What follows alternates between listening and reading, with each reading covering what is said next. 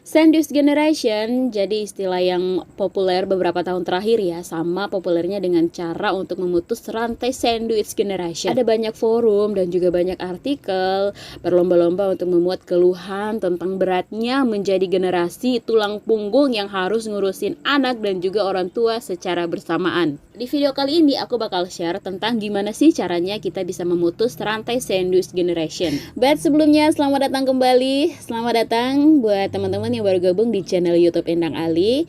Dan yang baru ketemu dengan channel ini, jangan lupa untuk di like, subscribe, dan juga di share videonya jika video ini bermanfaat buat teman-teman semuanya. Oke, sebelumnya kita mengenal sandwich generation dulu ya. Nah, kalau sandwich belibet ya ngomongnya. Kalau sandwich generation itu adalah istilah yang dipopulerkan sejak tahun 1981 oleh Dorothy Miller and Elaine Brody, yang merujuk pada orang-orang yang harus memenuhi kebutuhan finansial anaknya sekaligus juga orang tuanya.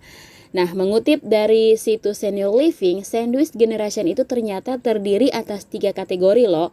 Kategori yang pertama yaitu the traditional sandwich generation, yaitu orang dewasa yang usianya sekitar 40 hingga awal 50 itu terjepit antara orang tuanya dengan anaknya yang beranjak dewasa dan masih butuh bantuan finansial.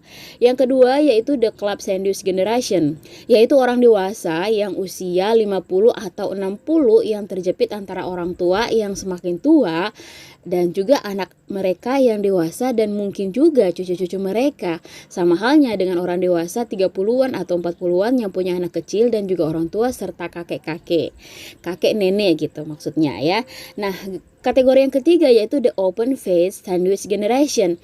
Siapapun yang bertugas untuk merawat orang tua mereka. Nah, secara kalau dibahasakan di bahasa kita ya, sandwich generation itu adalah pribadi-pribadi yang harus terjepit antara orang tua dan juga anaknya.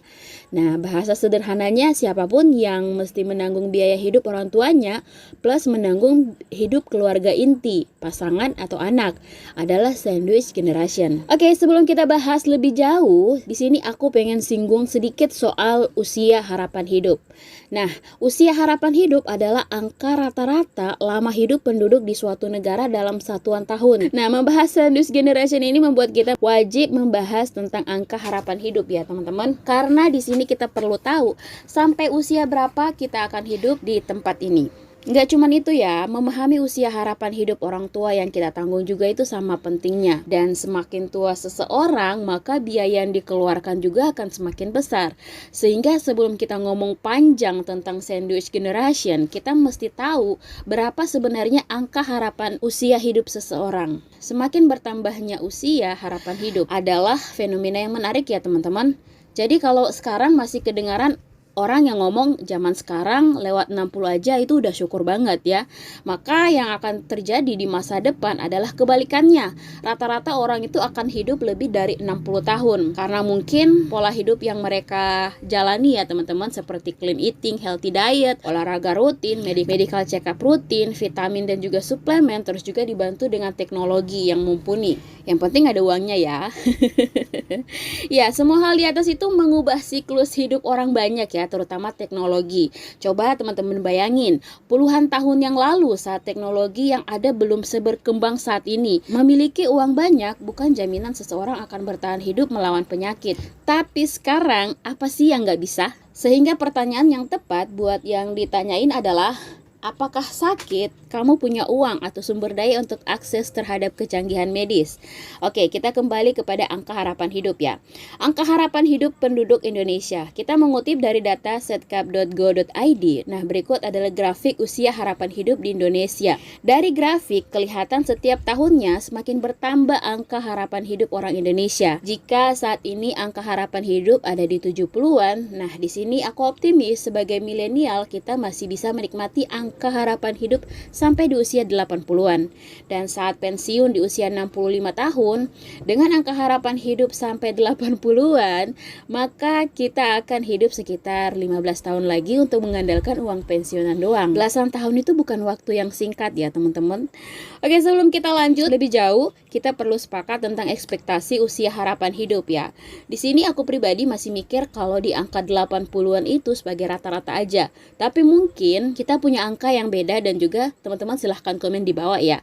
Berapa sih angka usia harapan hidup menurutmu? 70-an, 80-an, 90-an? Bebas, komen aja ya di kolom komen. Oke, setelah kita kebayang angka harapan hidup masing-masing, mari kita lanjut. Memutus rantai sandwich generation. Oke, kita kembali pada sandwich generation. Menjalani hidup sebagai sandwich generation tentunya tidak mudah ya. Saat di zaman begini saja sudah nggak mudah, apalagi di masa depan yang lebih complicated lagi. Sehingga pertanyaannya adalah, apakah kamu mau jadi objek yang ditanggung secara finansial oleh anak cucu? Atau mau mandiri dan memutus rantai sandwich generation? Oke, kita bahas dulu yang pertama. Mengapa harus memutus rantai sandwich generation? Kalau menurut logika ya, ada 3 alasan penting untuk memutus rantai sandwich generation. Yang pertama yaitu orang Indonesia itu nggak punya jaminan buat lansia. Beberapa negara luar punya mekanisme jaminan masa tua buat penduduknya. Jadi saat mencapai usia tertentu, penduduk itu akan dapatin tunjangan dari pemerintah. Tapi kalau di Indonesia itu nggak ada mekanisme kayak gitu ya teman-teman. Nggak ada jaminan bahwa pemerintah akan memberikan tunjangan atau fasilitas kesehatan yang memadai terhadap orang tua atau lansia. Nggak ada ya teman-teman. Sehingga hukum rimbalah yang bekerja. Siapa yang kuat dan punya uang mungkin bisa hidup lebih panjang umur, sementara siapa yang lemah atau nggak punya uang yang memadai mungkin bisa hidup lebih singkat. Pertanyaannya, dengan 2 skenario yang aku sebutkan tadi, kamu mau jadi yang mana? Alasan yang kedua yaitu selama punya uang, kamu bebas mau ngapain. Masih ingat rasanya harus bergantung sama orang lain dan juga ngikutin cara mereka? Nah, ingat waktu sekolah dan kita harus nurutin keinginan orang tua yang nyebelin banget ya. Di sini aku pengen ngajakin kamu untuk berandai-andai. Jika nanti kamu nggak punya uang lagi dan juga harus bergantung secara finansial pada orang lain, siapkah harus turutin cara mereka? Atau saat kamu punya cadangan uang yang cukup buat hidup semaumu tanpa harus ngikutin term and condition orang lain? Nah, mana yang lebih menarik? Ya, selama kamu punya uang, kamulah bosnya ya teman-teman. Nah, alasan yang ketiga yaitu nggak ada enaknya hidup jadi beban. Kembali lagi nih soal uang. Dan uanglah yang jadi highlight di video kali ini. Uang yang memadai untuk digunakan saat butuh. Baik saat ini atau butuh puluhan tahun ke depan saat kita pensiun. Realistis aja ya, kita butuh uang buat hidup. Saat nggak punya uang, kita akan selalu jadi beban bagi siapapun. Kamu siap nggak hidup sebagai beban? Siap gak untuk dioper kemana-mana kayak bola? Dan harus menerima perlakuan dan omongan yang gak enak? Pasti terlepas dari itu semua, kamu diharuskan bersyukur masih ada yang mau menerima kita yang sudah jadi orang tua, sudah jadi kakek nenek ya sebagai beban mereka. Oke, kita ke cara memutus rantai sandwich generation. Cara memutus rantai sandwich generation adalah mulai dari diri sendiri dulu ya. Saat kita mandiri dan gak perlu bergantung secara finansial pada orang lain, saat itulah kita sudah memutus rantai tersebut. Jadi nggak ribet ya teman-teman, nggak complicated, logikanya sederhana aja. Oke, di sini aku buat 4 kotak besar sebagai 4 poin yang mesti kita bangun sebagai fondasinya, yaitu pertama, persiapan finansial. Menurut aku di sini yang paling penting ya teman-teman, karena masalah ini banyakkan dimulai dari uang. Terserah mau diakui atau tidak, kebanyakan saudara kandung itu bisa berantem dan gak ngomong bertahun-tahun hanya karena masalah uang yang sepele. Memutus rantai sandwich generation itu sederhana punya rencana saat pensiun nanti.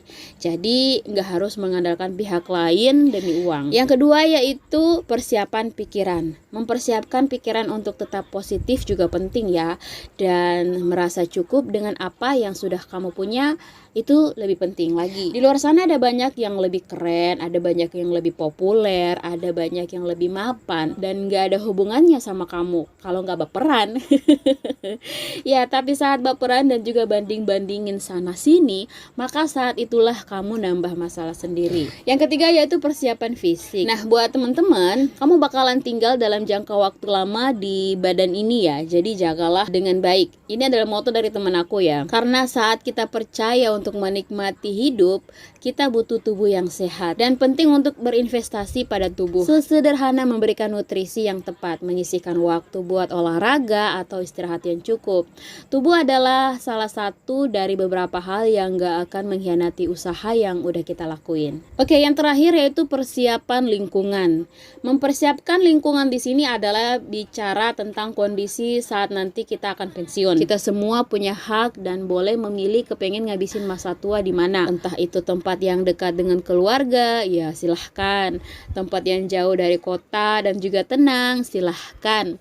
Tempat yang dekat dengan pantai dan juga bisa ngeliatin sunset setiap sore, monggo, silahkan. Atau nggak mau mikirin dan biarin berjalan sesuai arus juga silahkan ya. Semua tergantung dari teman-teman semuanya. Tapi kita juga harus realistis ya teman-teman, nggak modal mimpi doang. Jadi setelah kita punya gambaran mau pensiun di mana, tentu kita mesti usaha untuk mempersiapkan lingkungan tersebut. Oke, itu adalah video kali ini ya yang membahas tentang memutus rantai sandwich generation.